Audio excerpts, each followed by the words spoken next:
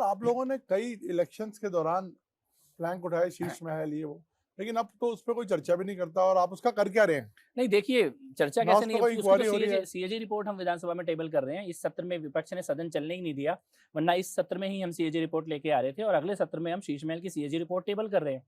तो इंक्वायरी होने के बाद ही सीएजी रिपोर्ट है और सीएजी रिपोर्ट के बाद विजिलेंस सीएजी जांच रिपोर्ट की इंक्वायरी से कि तो उसमें क्या मतलब वित्तीय अनियमितताओं के ऊपर सीएजी रिपोर्ट आ चुकी है।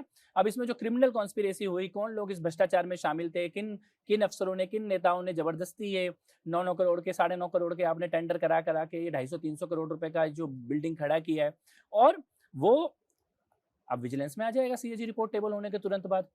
मेरा ये मानना है कि जो व्यक्ति ये कहता था कि मैं एक कमरे के घर में रहूंगा, सीएजी बनाने, शीश महल बनाने की जरूरत क्यों पड़ गई उसको?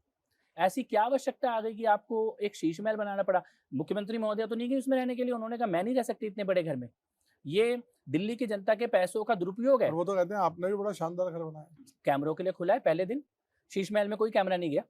शीश महल तो आज आप तक अभी दिखाइए ना लोगों को, अभी तो दिखाया नहीं किसी ने पहले अंदर दिन ही से। पूरा दिखाया, मैंने खुद दिखाया है। एक-एक पर्दा, एक-एक कुर्सी, एक-एक टेबल मैंने खुद दिखाया, सारे मीडिया को नहीं दिखाया है। नहीं, शीश महल नहीं, शीश महल जिसको को लेके विवाद था वो किसी ने अभी तक खोल के देखा नहीं कि देखिए, सीएजी रिपोर्ट टेबल होने के बाद कोई ये ना बोले कि ये तो इन्होंने कुछ चेंज कर दिया, ये कर दिया। हमने टच ही नहीं किया।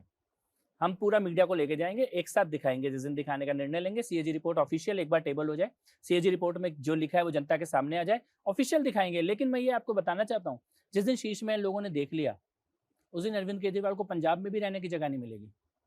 पैरों के नीचे से जमीन खिसकने वाली है लोगों की। इस प्रकार दिल्ली की जनता के पैसों का ऐसा दुरुपयोग किया गया है, उसके उसके और भी शब्द जो मैं ऑन रिकॉर्ड कहना नहीं चाहता, लेकिन ये मर्यादाहीन दुरुपयोग था जिस प्रकार से शीश महल बनाया गया है।